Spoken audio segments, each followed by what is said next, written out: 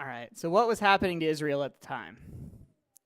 This should not surprise anyone, but again, Israel was doing evil in the sight of God. This is almost not a surprise anymore, guys. Seriously. We've been through how many judges? We're only 3 chapters later, so we've been through, 4 judges, and they have failed every single time, and that's why they needed the judges. And if you remember from last week, they're kind of like a loose confederation, right? There's 12 different tribes. They each have their own little governing structure. They're not really governed by one uniting leader until they come into a problem, and that's when God sends a judge, which is their uniting leader, okay? So, again, they did what was evil in the sight of the Lord, and again, what happened? God allowed them to be conquered. We're having trouble today. And this time, they were very heavily oppressed by the Midianites. Heavily oppressed. So much so that most of the Israelites ran out into the mountains, and they lived isolated from the main towns area.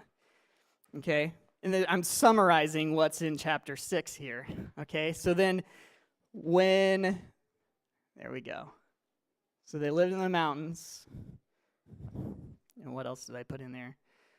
Okay, so as they were living in the mountains, they did what? They had to plant crops, they grew livestock to stay alive, right?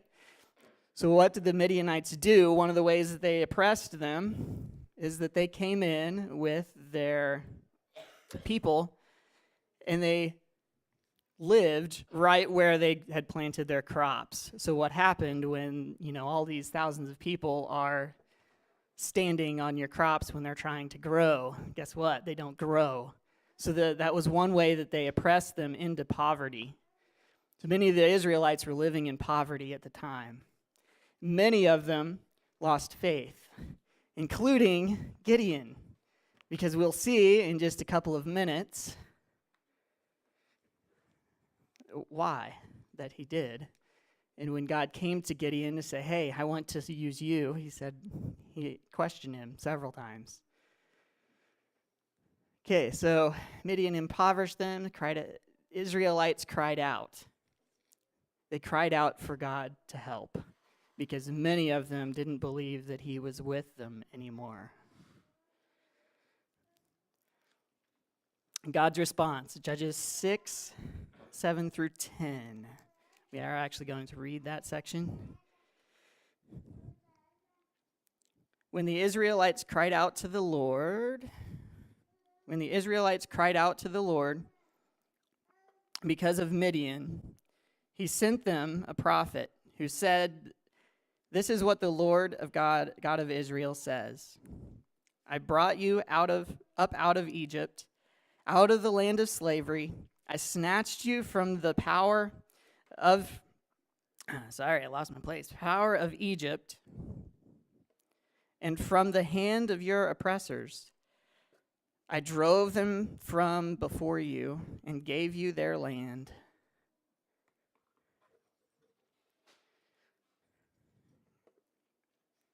I got lost, sorry. Where was I? Okay. Gave you their land. I said to you, I am the Lord your God. Do not worship the gods of the Amorites, in whose land you live. But you have not listened to me.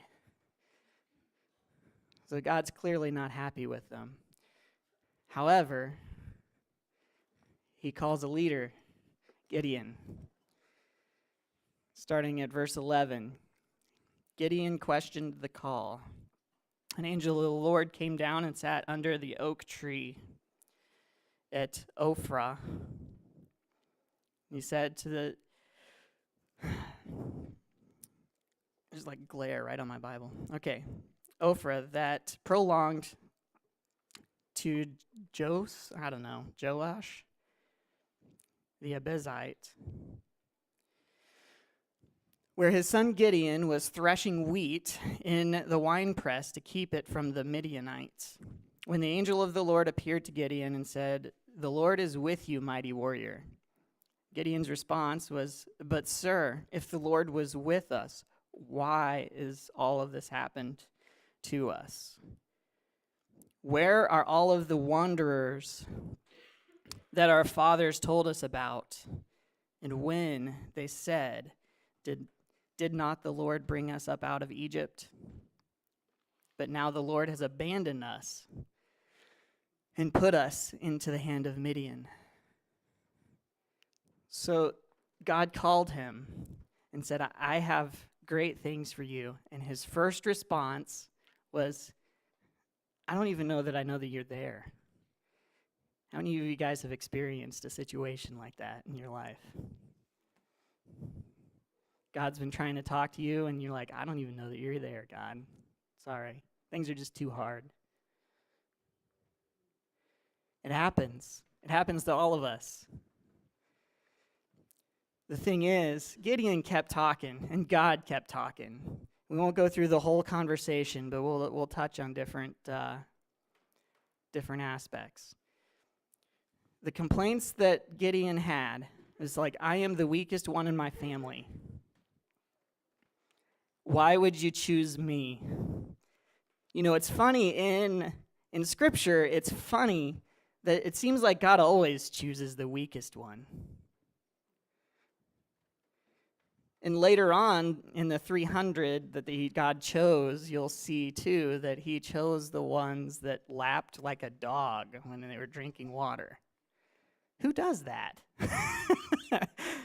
So, who does that? So anyway, he gave them the crazies, and that's all that Gideon had was the crazy guys. All right. So anyway, the second complaint that Gideon gave him was that he was surprised that God would allow the oppression of his people. So if you love us, if you're with us, why would you allow us to be oppressed? You guys ever felt that way? Oppressed, not necessarily from a governmental standpoint in our world, in our country, but we can definitely be oppressed by different people in our lives, for sure. And it's very easy. The third one was he requested a sign. If any of you guys prayed that prayer, "God, give me a sign." I think all of us have. All of us have prayed that prayer. Sometimes he does and sometimes he doesn't, right? But this conversation is real. When God was calling him, Gideon, God had to build his faith back up. Gideon was willing to have the conversation, but God had to work on him a little bit. And that's really the rest of Judges 6, is God working with him, trying to get him to say, "Okay, God, I'll do it." That's really what it was. God's responses to Gideon's concerns. Weakness. And this is quoted, "I will be with you, and I will strike down all of the Midianites together."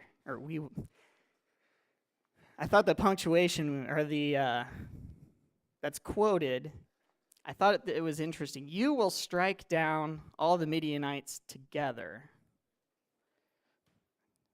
I would have said "we" probably there, but I don't know. I just quoted it right from the Bible. So anyway, enough grammar. It's probably right. I'm probably wrong because I'm not that good at grammar either. So, but the point is though that God said, "I will be there with you. Don't worry about anything." Although to me, if it was just me, of course it is God saying this, but if it was a human saying it, if I didn't think that God was there, him telling me that he's there probably really wouldn't be that strong of an argument. Because if I don't feel that he's there, then that's an issue.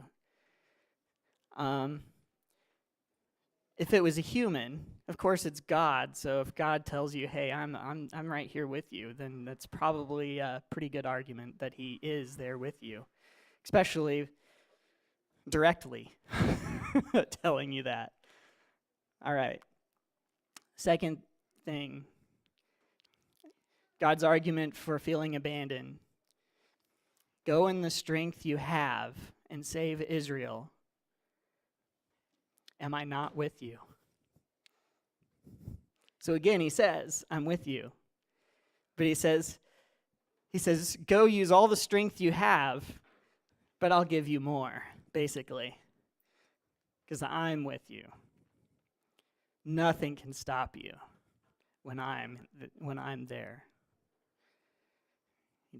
God tells us that a lot in the Bible. Requested a sign. God gave him a bunch of signs. Because Gideon kept requesting signs. He's like, there was like 6 of them, I think, in there. I didn't count all of them, but when I was reading through it, I was like, yeah, there's a bunch here. And it's funny. It gets to the point where Gideon, actually the last one that God gives him, he says, okay, God, one last one. And then I'll do it. So, but God kept honoring that. He kept giving him the sign. Because when God calls us to do something, and this relates to me as well, when God calls us to do something, he's going to continually give you the signs that you're supposed to be doing it.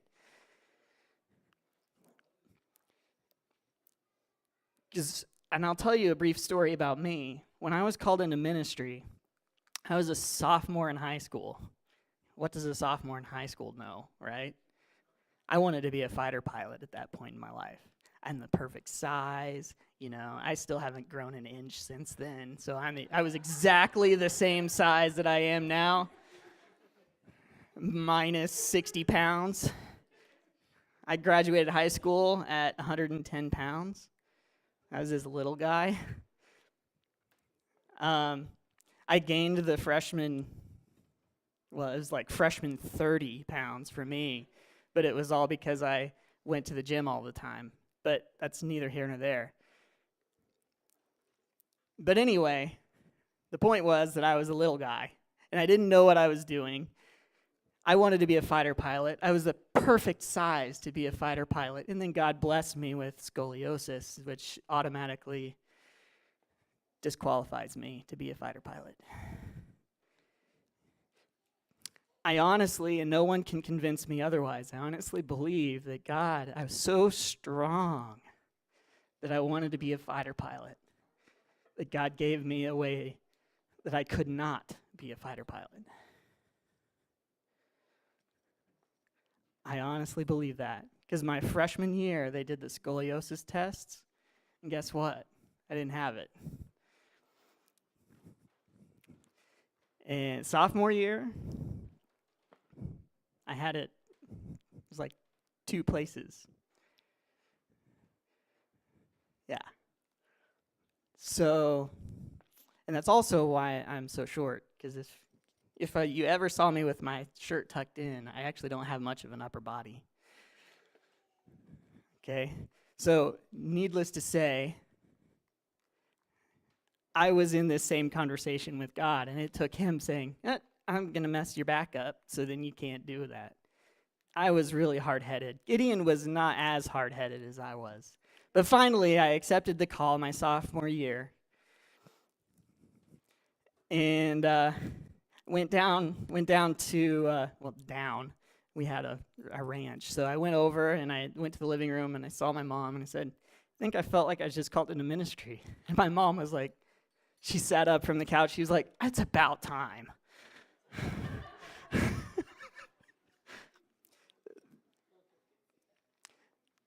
That was the first confirmation for me. And then there was many after that. Many after that. But the point was that after I finally accepted it, God kept giving me different opportunities to reinforce that calling, different things that reinforced that calling in my life. And you still get things. I still get things that just reinforce that calling. And there's also things that discourage that calling too, but I think that's other forces that be.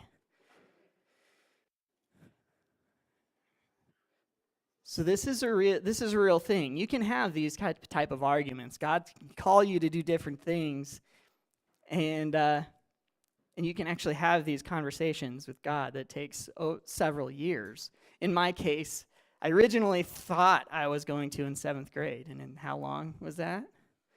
A long time before I finally accepted it. It was years. And that's okay. I was still a young buck at that point. Real young. And very immature as well. Apparently I killed it again. Okay. All right, into Judges 7. Moving right along. Judges 7 is where all the fun is. Actually, where all the battle is, I should say. Early in the morning, Jerubbaal, which is Gideon, by the way. Not sure why they just didn't put Gideon like everywhere else. All his men camped at the spring of Herod. The camp of Midian was north of them in the valley near the hill of Morah. I think of Lord of the Rings when I read that. My nerds. Mordor. Anyway, the Lord said to Gideon, "You have too many men. I cannot deliver Midian into their hands, for Israel would boast against me and said they did it and said my own strength was what saved me." Okay, so Gideon gathered an army ready to take the Midianites, and God says, no, you have too many people. You have so many people that if you win, it's not because it's my glory, it will be because you guys won on your own. At least that's what you will say. God's just showing off here.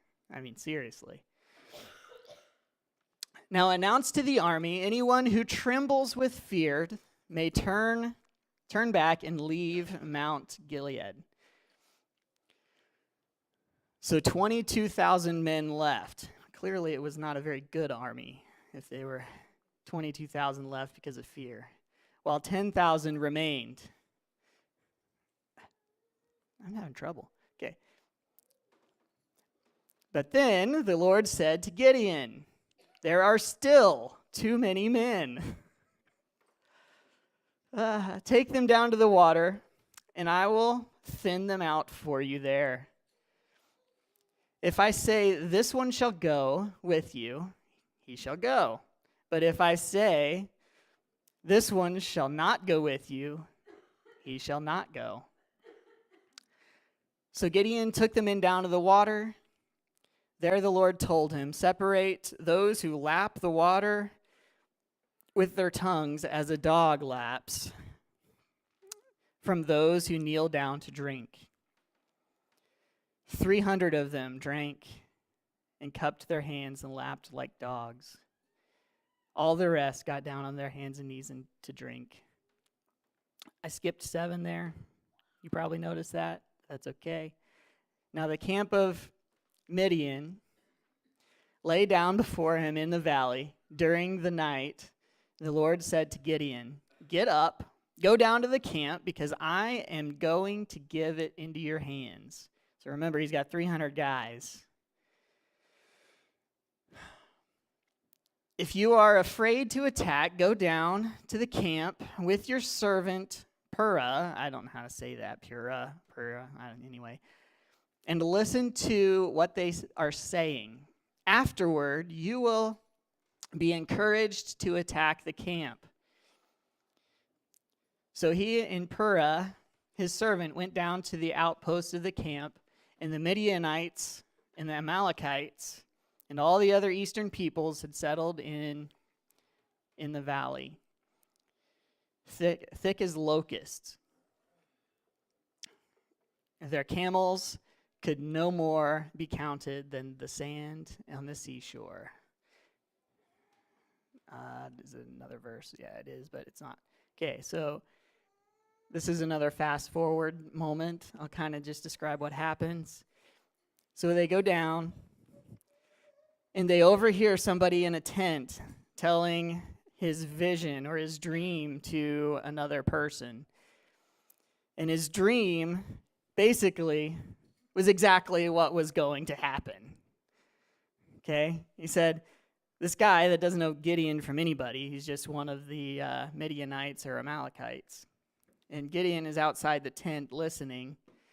He says, you know, I had this dream where this small army is going to come down, led by Gideon, and God is going to destroy us all. That's the moral of the story, is exactly what is going to happen. Gideon heard this, knew that that was the sign God was telling him to listen for. They went back. He went back to their camp, and they came down the hill and raided the camp, chasing all of them out. Okay? At the end of the day, it says that there was 120,000 laying on the field, dead. 120,000. That is a lot.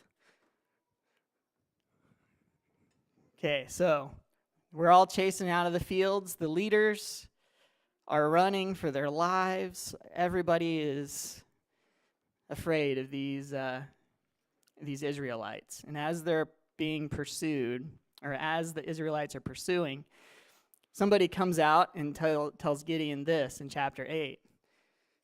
Now the Ephraimites asked Gideon, why have you treated us like this? Why didn't you call us when you went to fight Midian? As they challenged him vigorously. Okay, so this is when you're on God's call and you're pursuing the enemy, let's say in this town, these are the people that are like, hey, why didn't you tell us you were doing this? And then they criticized him for all the stuff that he's doing in God's name. Does it sound familiar? Yeah. Yeah, when we're on God's path, there's always somebody that's going to come in and be like, hey, what are you doing? What are you doing? You're crazy. But at this point, they were winning, so they're like, why didn't you let us join you? Sometimes, a lot of the times, people are critical of us when we are trying to follow what God wants for us. People are critical of us a lot of times before we succeed. But also, this also says that people are critical after we are winning. After we're winning, they will still come, and they will still criticize. So, needless to say, this thing was not over. The Israelites were chasing the leaders and all the other guys. Okay. So they ran them out. In pursuit, they did not give up until the job was done. There's these two guys in chapter 8, two of the leaders. Don't ask me how to pronounce their names. Zebah, and Zalmunna. I don't know how to say it. Anyway, those two guys, we'll call them the two Z's, as Mark calls them in the notes that he gave me. The two Z's. They're chasing these guys because they're the leaders. You know, how do you destroy an army? Typically, you kill their leaders or capture the leaders, right? Yeah, of course. So that's what they're trying to do. They do eventually get them, but it takes some time. And they actually stop and ask people for food, and they're like, no, we're not giving you guys food and rest because, you know, at this point, 300 guys killing 120,000. Do you think they're tired? And they're chasing them across the countryside? Yeah, they're exhausted. They need some food, they need water, they need rest. I'm sure they need all of those things. Gideon tries to get food, and the people are like, no, thank you. We're not helping you, sorry. But that didn't stop them. They kept going. They kept going until they got there. They got them. And what's interesting to me is at the end of the story, after they had captured them, Gideon actually told a younger soldier that was with them to kill the two leaders. And the two leaders, stereotypically, says, "Why don't you have the guts to kill us?" And of course, Gideon took the sword back and killed him. I just think that's an interesting thing, because that's like very stereotypical for what we see in movies, you know. But nonetheless, Gideon did not stop until the job was done. So how does this relate? How does this story relate to us? How does it relate to me? What can we take from this story? And you guys have heard me say the Old Testament's kind of a little bit more complicated to read because you have to read a bunch of it to get the message sometimes. And this, you just about have to read the whole story to get the complete message of it. So how does this story relate? We are oppressed by sin, maybe even someone else, and lose faith like many of the Israelites did. How many things in life have we felt oppressed by? How many people in our lives have we felt oppressed by? We are oppressed if we allow ourselves to be. And that oppression can cause us to lose faith. It can, can't it? Gideon did too before God showed him he was there. The realization that God is there can lift that oppression.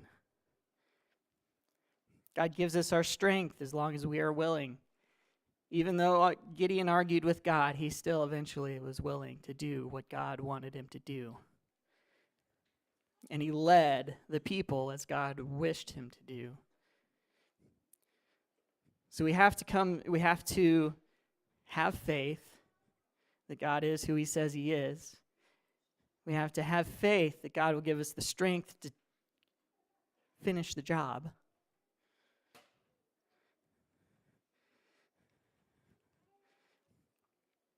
His plan doesn't always make sense to us.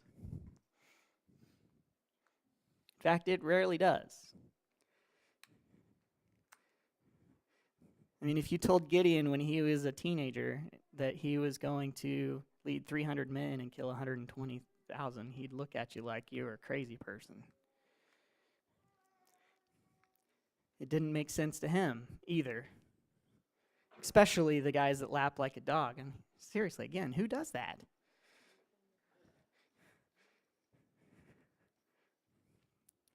So God gives him the crazies, and he goes and wins. Maybe it took someone crazy to do that job. I don't know, but that is God can use you, no matter how crazy you think you are. God can use you. I guarantee you, most of you don't lap like a dog when you drink water.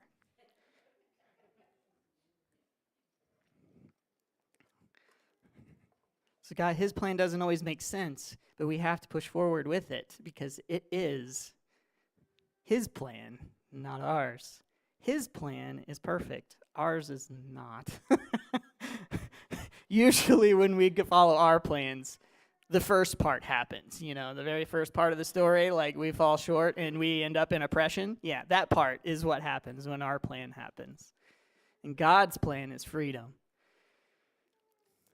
We have to trust and rely on him for our strength to finish the goal, to fulfill the plan. It has to be him. It can't be us. Has to. And in that case, it was. Even when they're tired, they're pushing forward because God's there. God's with them.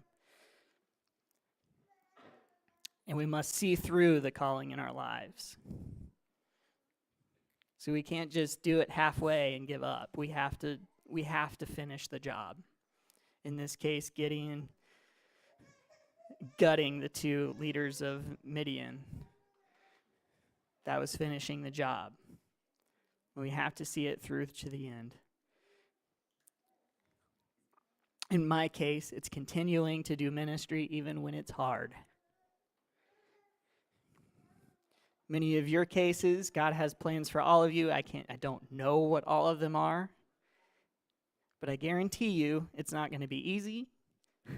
And I guarantee you that it's more than what you are giving it now.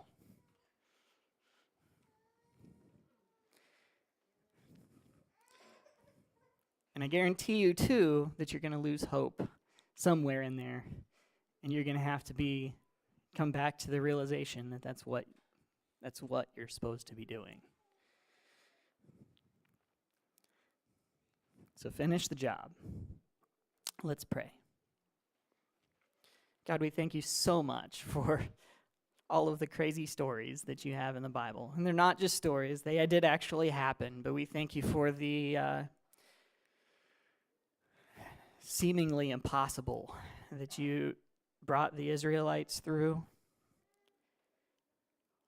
Help us to see that you're trying to do the exact same thing with us. Transforming a community for you is not something to be taken lightly. Transforming one person for you is not an easy job. In today's world or any time in history. Help our hearts to be open to you. Help us to learn and to know the plan that you have for us. Show us the signs that you want us to see, and give us the direction that you want us to go.